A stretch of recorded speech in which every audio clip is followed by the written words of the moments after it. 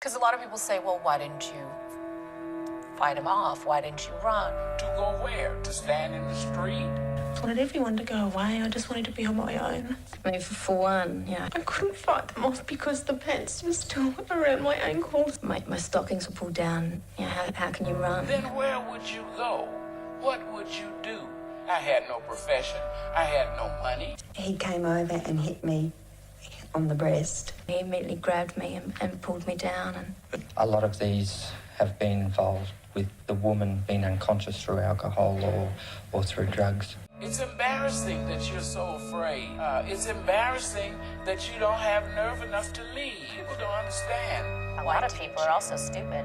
Mitzi, how about this expression? Does it fit you that you wanted to play the game, but you didn't want to wear the uniform? So don't ask me those questions. That would be my response. Okay, maybe I wanted to wear the uniform, but I didn't want to play the game. I don't know how to play games. I'm tired of that language. I'm tired of having to answer basic, mundane questions. Did he fully rape you? It's not my fault you're stupid. It's not my fault you can't think bigger.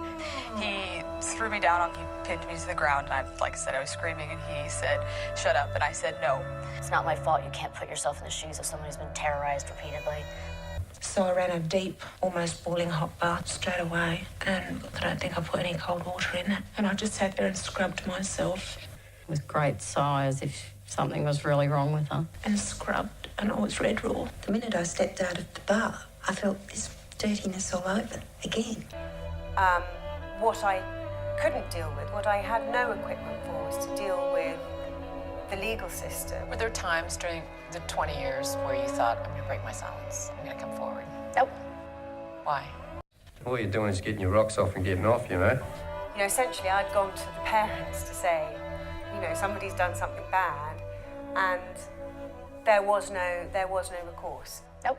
And that was really shocking. And I just couldn't talk to him. I didn't want to look at him. I just crawled up in the corner of a room with a fist clenched, and next thing I knew, he was kneeling next to me, and he said, did someone hurt you? And I just nodded. But we didn't see it. And so, you know, if you're sexually inappropriate with somebody and they think, oh, if I speak up, am I suddenly a pain in the ass to everyone else in show business and I'll never work again? And then suddenly it's like a priest who seems like a great part of the community, so nobody doubts that type of behavior. I like the fact that we work in a business that doesn't have the same rules as other businesses, and there's really kind of shocking and very frightening to discover that the language and media, the law couldn't help me. It was not anywhere close to where it needed to be. Because if you have the power and the money to create agreements that cover up essentially a very serious, in this case, that we're writing checks to women. You know, it's like, here's 150 grand and I won't mention it to anybody. Because if you have the power and the money to create agreements that cover up essentially a very serious, in this case, this is an international rape factory. Wink. I dread to imagine, you know, what other things are being covered up. Oh, thank you, Mr. Chairman. Mr. Secretary, is it policy of the U.S. government to reward companies that traffic in women and little girls? That's my first question. My second question... How adorable they are. Each time I see a little girl of 5 or 6 or 7, I can't resist a joyous urge to smile and say... You humiliate a victim. I watched President Bush deliver a moving speech at the United Nations. Thank heaven for little girls. In which he mentioned the crisis of the sex trade. What Tina had been through. So we're having a few drinks. This girl, she obviously was off her face, you know, but we were so far off our faces it didn't matter. do you regard that as rape? No, I don't. I think all up, 3 of us had sex with a woman, and one guy was so pissed he just spewed in the corner and he was out to it. Once you've had your turn, that's it. And the other guy, he had the clap, which we didn't know at the time. We didn't know. No respect. Respect doesn't even come into it. Okay, I would have felt better. There's no thought to her welfare. I'm sure if he had called me the worst names he could think to call me.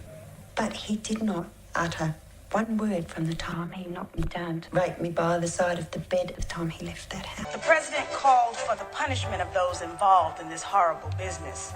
and I knew they were going to trot the activists out there for PR. Thank heaven for little girls.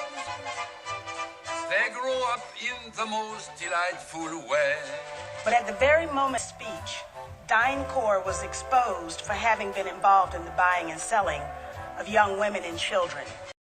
And so then we all hear these rumors. You know, he's old school. Oh, he does this, he does that. But we didn't see it. Those little eyes so helpless and appealing. And what? Thank heaven for little girls. Thank heaven for them all, no matter where, no matter who. More disinfectant. Where she's not actually knowing in a coherent orgy manner that she's being raped. Without them, what would little boys do? She accused me of child molestation. Do you regard that as rape? No, I don't. No. Why is that? The one thing it isn't is distressing. The last 20 years have been distressing, where I've not been allowed to speak, where I've not been validated.